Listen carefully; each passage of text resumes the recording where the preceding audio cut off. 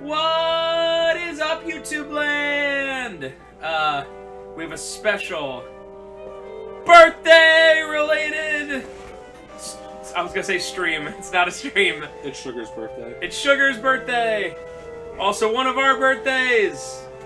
And that's all I'll say. I won't say anything It's more. not Spencer's birthday. There you go.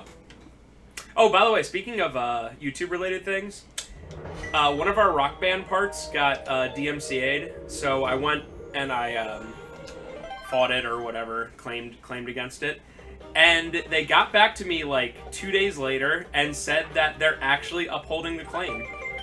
That has not happened ever, and it was for Nirvana Lithium live at Reading. Courtney Love, why? It's all those Courtney Love killed. So literally, I guess I'll just take that out and just re-upload it. I swear, one of the parts went up today. Yeah, I'm not sure, but I literally got an email and it was like, your dispute has been resolved, and I was like, oh. Because usually what happens is I'll put the dispute in, because obviously we're a super small channel, so I'll put the dispute in, and then they won't ever the disputee will never say anything, and then 30 days will pass, and then they'll be like, yeah, you're clear. But this one, after like 2 days, they were like, no, we actually took the time for this unmonetized channel, and still, you can't use it for fair use for a video game. Courtney and it's like, Love. I'm pretty, I would understand if we were monetizing. Like, I try not to be ridiculously one side or the other. No. You know, like if we were literally taking it and uploading it and monetizing it, sure. Or if we were playing Rock Band games and monetizing it, okay, I get it. But like literally unmonetize, everything.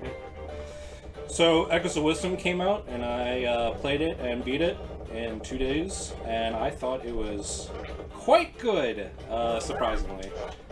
I know that I remember mentioning that I was not hyped for that game at all because I was really burned by Tears of the Kingdom. Again, to reiterate my point about Tears of the Kingdom, it is a good game. It is not made by... I thought I had to go do it again. Okay. And Tears of the Kingdom is a good game. Not made for me. I don't like the mechanics. I don't like all the nuts and bolts crap. I thought the controls were a little awkward. I didn't like all the physics stuff. But I can understand why people love that game. Even if someone told me that they love Tears of the Kingdom the most of any Zelda, I would understand. It's just not made for me. But Echoes of Wisdom is sort of a hybrid of the newer design of like being like more linear-ish with a lot of like solutions to puzzles. Like a lot of the dungeon design and like overall design is sort of like, here's an obstacle, there are a lot of ways to beat it, but it's kind of your own ingenuity of what you want to do, which is interesting. Obviously this game is much more like, there's one way to do something, and that is how we designed it. Unless you're using glitches, it's probably the only way to do it. It's just a different way to game design, but I thought that the Echoes of Wisdom approach of more non-linearity, more choices, but still upholding like Zelda design was a lot more fun to me. And I thought it was great. My gut reaction was like giving it like a 9 out of 10. I think I'd probably give it more like an 8. It does have some issues, but I thought it was good. So if you're unconvinced by how weird it is, and you're just not sure, and maybe you didn't like Breath of Water, Tears of the Kingdom, and I'm here to say it was pretty good. I'm curious to see sales numbers, how it ends up doing. I mean, it's not going to be Breath of the Wild or Tears of the Kingdom level, but clearly they didn't put as much money into it either. If I had to guess, it's probably going to sell as much as the Link's Awakening remake, yeah, which is like 5-6 million. Obviously, it just does not have that like super broad appeal of Tears of the Kingdom, nor probably the budget or marketing or whatever. Right. Right, yeah, it's definitely, I love this hook shot. Yeah, it's definitely. Oh yeah. Also, this particular level on 3D with the 3DS would be something. Although, who uses besides Trevor? Who uses 3D on the 3DS? Its main gimmick. Rip. Not many people. I only ever had the original 3DS, and the 3D effect was pretty cool, but unless you were looking dead straight on it, it kind of messed with my eyes a little bit. So, I did not personally. Ooh. Although I played this game a couple times, I did not practice this part at all, so hopefully it just kind of goes fine. I mostly remember what's going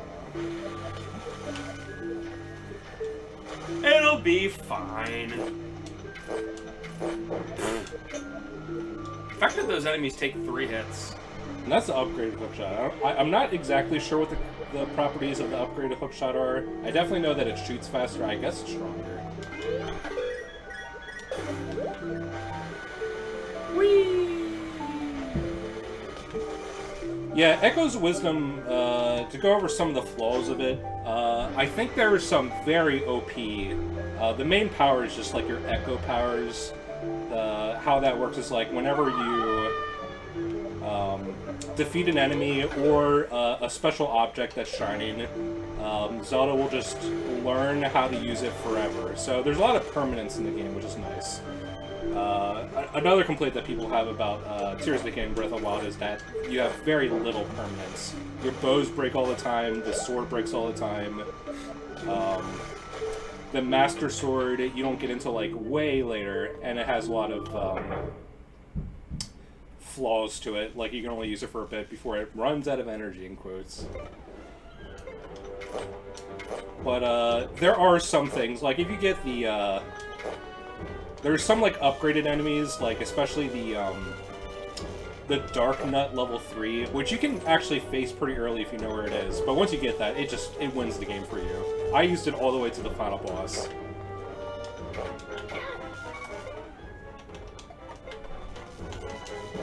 This mini boss is nothing? Oh, okay. So at least that's something. Yeah, the mini bosses in this game are really weird. There's barely any of them.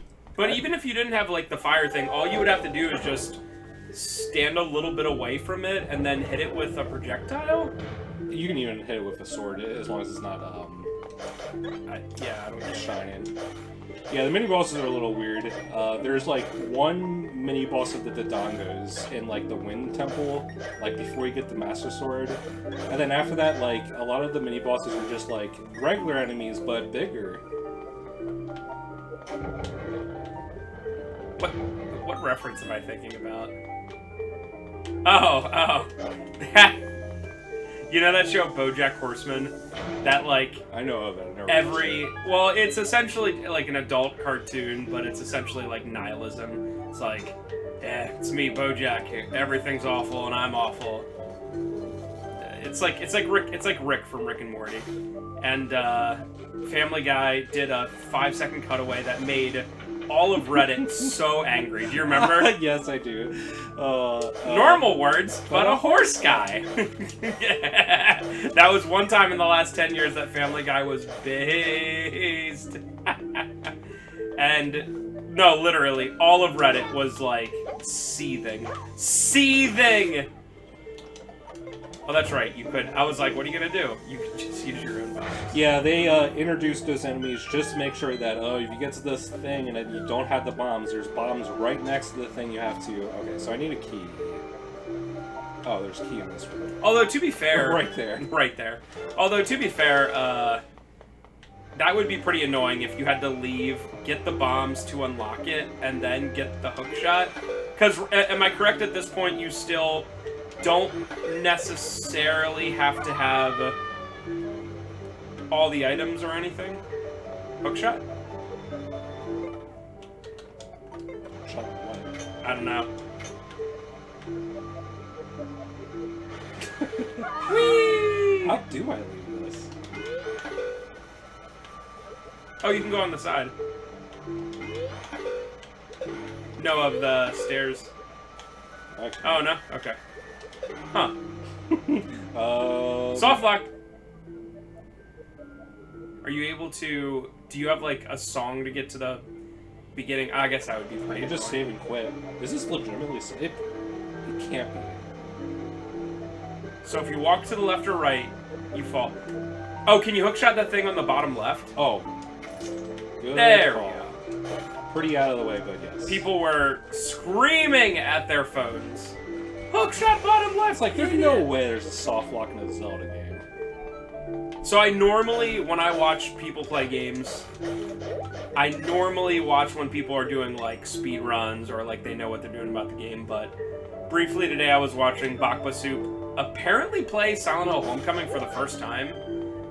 It was very interesting because he, like, didn't know anything about it, and I was like, that's interesting. For someone who is, like, really, really is, like, a horror game, you know, streamer slash person. And it was just hilarious to see him, like, discover things about the game, and I just thought it was the funniest thing. And then it brought me back to our playthrough of that game, and it made me sad. So there still needs to do downpour, but Silent Hill 2 remake in a week, less than a week. 6 days. Yeah, it comes out Tuesday for some reason. Yep. Although for some reason, like, everyone already has it. In fact, someone literally called today and was like, hey, I see that everyone has it. Are you getting it early too? I was like, sorry, Really? no. There's like full playthroughs already online, which kind of sucks. Oh, that's so annoying. I wonder who's... I don't know, maybe some other country got it early. I don't know. Oh, It's yeah. pretty weird. Well, it's got to be... Blue mail. If there's ever early releases, it has to be physical releases, right? Because I mean, unless you completely pirate the game. I mean, you would assume so. I mean, leaks happen for sure, but that is lame. Could you imagine if like YouTube was our if YouTube was like our the way we made money? Because I'm excited. I want to play it day one, so that would be on Monday night. I want to do like an hour sit down after I get off of work, you know, when we get the game in. Imagine if, like, because with games like that, it's like strike when the iron's hot, right? Like when it first comes out. Imagine if we were like, oh, sweet, we're gonna get, you know, a copy on day one, or even a couple days early from Konami, and this is how we make all our money from, you know, this kind of stuff. And then you just find a bunch of people are just playing it a week early. I'd be so mad. Yeah, I mean, that happens with, like, almost all, like, Nintendo, pretty much all Switch games, because they always get leaks a week early. I don't know how people get these copies, like, a week early. I guess they, like, do they literally, like, work at a distributor? And they're like, It's weird, though. Like, our distributor, a lot of times, does not get the games until, like, a day or two before they come out. Yeah, So Silent Hill coming out on Tuesday, and if there's already a full playthrough today, and today's Wednesday, that means that they would have had to get it at least on Monday, right? Or Tuesday, even if they played it, like, 24/7, you know? It's so, yeah, it's bizarre. But there's been plenty of times, because game companies don't trust distributors, that I've had to drive like an hour and 45 minutes to our distributor in Philly to pick up a game, an upcoming game, in order to get it for, you know, release day. Or especially for having a midnight release, you know? Because they literally will get it, like, that morning at, like, 10 a.m. and they'll call me and be like, alright, you can come up and get it. And a lot of times what I'll do if they're like, hey, it's on the way, because it's an hour and 45 minutes, I'll just start up a little early. And then they'll get it in, and, you know, by the time they get it in, I'm already there, because I can't think of a better thing to do on my day off than drive an hour and 45 past Philly, and then immediately an hour 45 back just to pick up a game, because they won't send it more than a day early.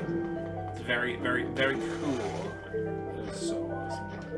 And then they just get leaked anyway. Right, and that's the worst part. There used to be, I don't usually like name drop places, but since they haven't existed for like 5+ years, there used to be a place about 30 minutes away from us called Microplay, and they notoriously broke street dates like a week too early. And that was really annoying because that was obviously at a time where physical was like obviously much more of a big deal, and you know, in many ways the only way you played it. So like when Call of Duty would come out, they would like brazenly break street date like 2 weeks early and just be like, hey, if you want the new Call of Duty, just come get it now. It's available.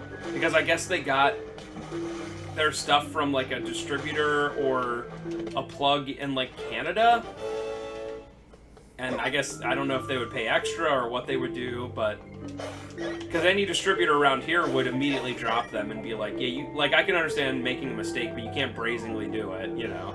And they'd be like, don't care, have this one distributor. It was pretty crazy. We still, once in a while, it's not as big of a thing, but once in a while people will call, like Trevor said, and it's usually with like weird stuff like NBA 2K, because I guess you just have to get on there and start grinding immediately. Like, I guess that's the thing to do, but they'll call a week early and be like, yo, we got that 2K, huh? And I'm like, we literally don't get it till like the day of, sorry. So sometimes we get it like the day yeah. it comes out. Yeah, literally, we'll get it at like 1 p.m. on the day of release. And people have definitely offered to pay more for, like, a thing early, and I'm like, dude, I'm excited for SH2, don't get me wrong, but I would not pay extra money for it. Absolutely no way.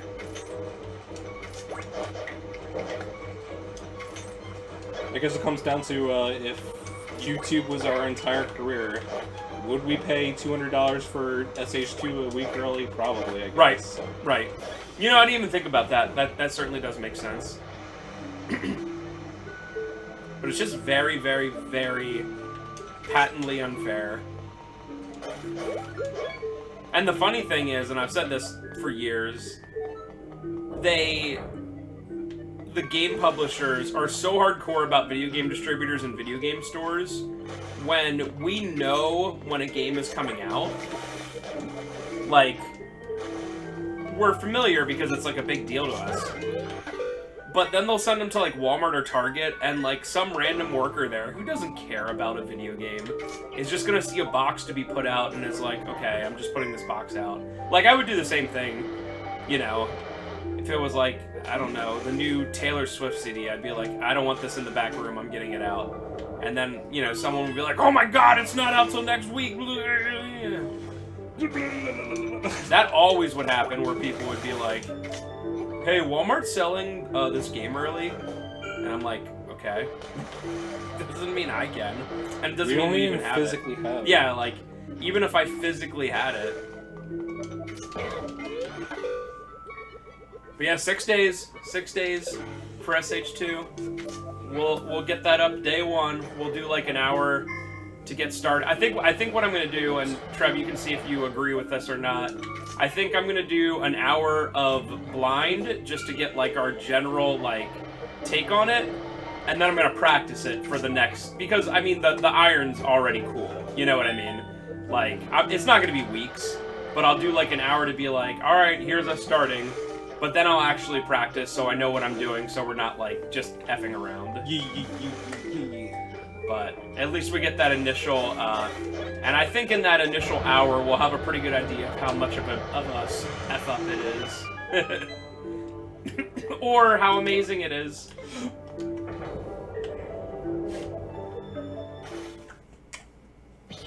There's another Link to the Past boss. This is pretty unchanged, other than the second phase.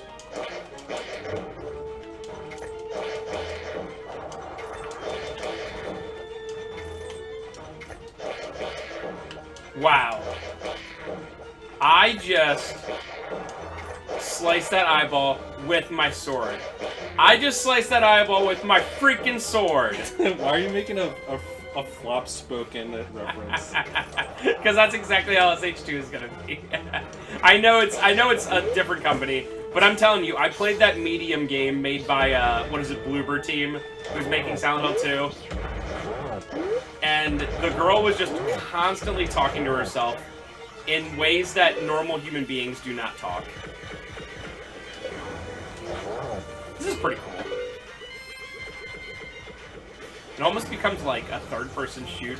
Not necessarily a third-person shooter from this angle, but this is a really cool angle. It is pretty neat.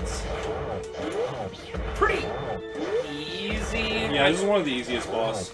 And just because you can always do that. And because you get the blue mail in this dungeon, I would honestly say that this might be the dungeon that you should do first. I did the Thieves dungeon first to get the Sand Rod, because that unlocks the Titan's Mitt immediately. But honestly, if you're playing Hero Mode, you should probably do this dungeon first. Getting the blue mail is, like, very good. And I'm sorry, what is it? What does it do? Halves damage. Oh! Wow. Especially on Hero Mode. Yeah, so things no longer take 4 hearts automatically, or 2 hearts automatically.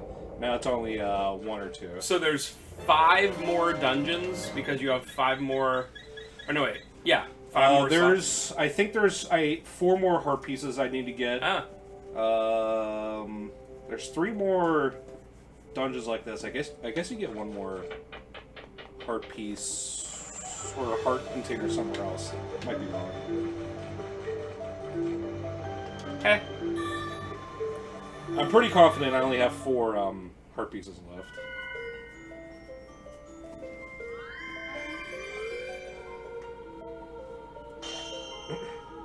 Oh, so Echoes of Wisdom.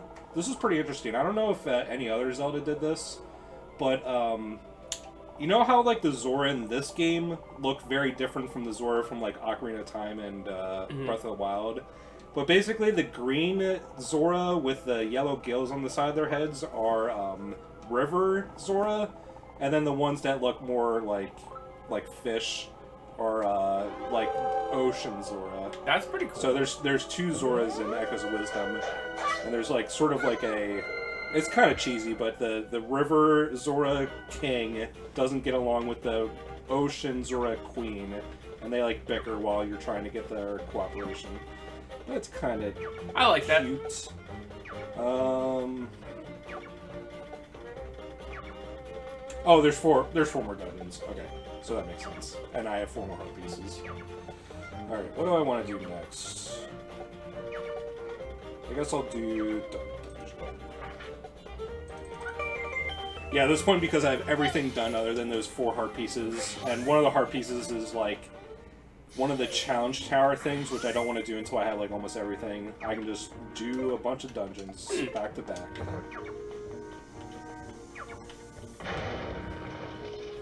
This is the dark dungeon. This one's... I like this dungeon, but it's very hard to see anything. Oh, physically dark. Yeah. Not just like dark world.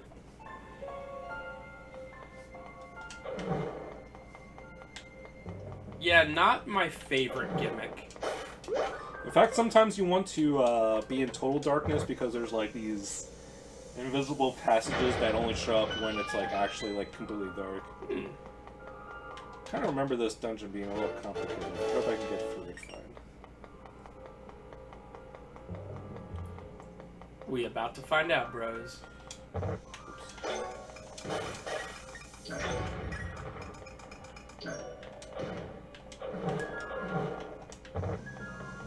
I wonder if it expects you to have bombs.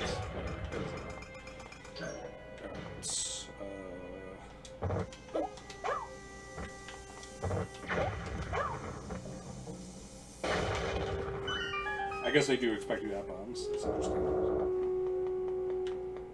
Yeah, would there be any other way to do that? Probably not.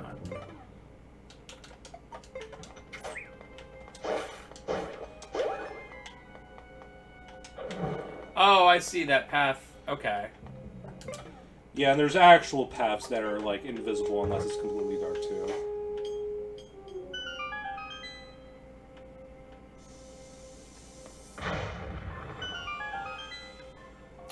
I don't even know what that did.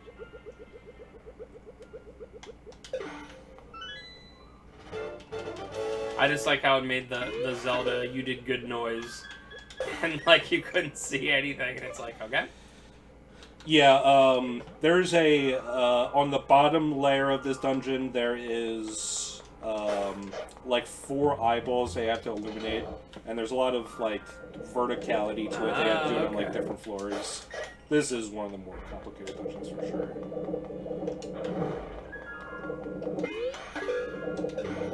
Ooh, that's a cool take on those bowling balls from the sand dungeon in Link to the Past. Yeah, it's pretty neat. Alright, so...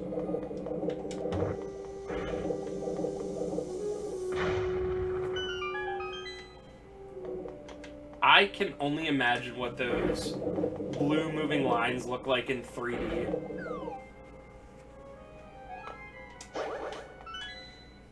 Yeah, that's one of the cool... It definitely gives a 3DS character, but it's unfortunate that you really just cannot emulate it in any capacity. I'm just glad that you're able to obviously like play in 2D mode. Nintendo could have been awful and somehow made it that like 3D never turns off. And that would certainly be something. That's definitely true.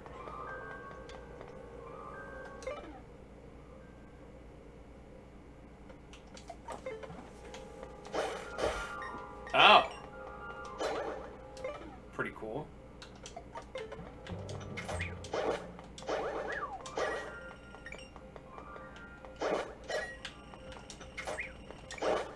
I don't remember. I do not remember this room at all. Uh-oh.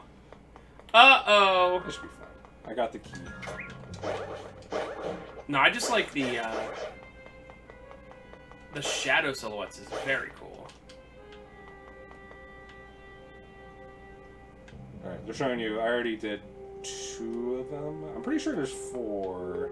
I guess one is hidden away right now. I do have 2 keys. And there are 2 doors. I think it is. What in the heck?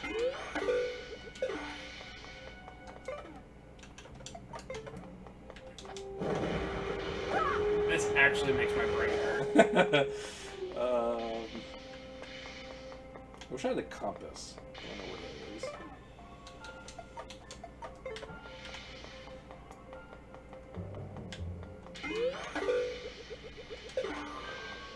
Oh yeah, so it's completely...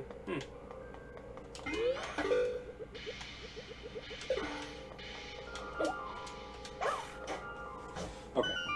Compass. Either be a compass or a key, please. Yeah, this is a really unique dungeon. Like, if you want to see what you're doing, you have to take out the lantern, but if you do that, then you can't see the walls. Pretty cool, but it is very disorienting too.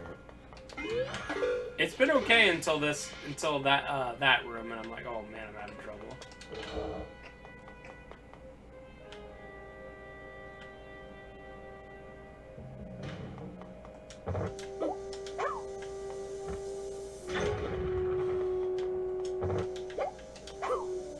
What's the point of the platform? Do bombs travel as far if you don't have the nice bombs? Possibly. Open key. No way. Master ore. Okay, cool. So I have to do a lot until I get there, but.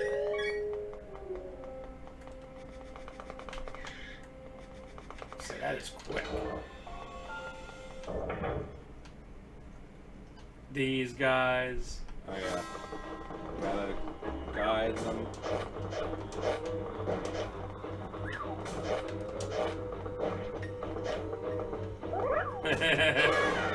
Oh, immune to Great Slash.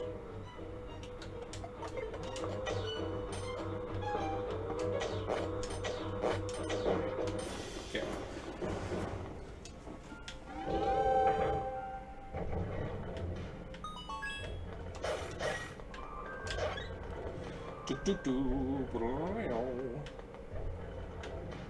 Nice bow. Man, there's just so many levels. Both literally and non-literally. Yep. Because I'm always like, oh, we're at a standstill, then it's like, wait, you can go on any wall. Just every time. Alright. Is there anything else I have to do here? I don't think so. Alright, so the point of that was to reveal the bottom left eye. Alright, so up we go. Yeah, this is easier.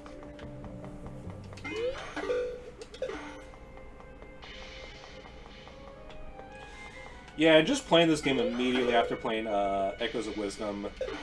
Echoes of Wisdom has some really good dungeons, and they're actually, like, especially the second half of the game, there's like 3 dungeons that open up at the, like, right before the final dungeon, and those are very long and complicated, but they just don't have this type of design where it's, like, very, like, specifically engineered to be, like, designed like this.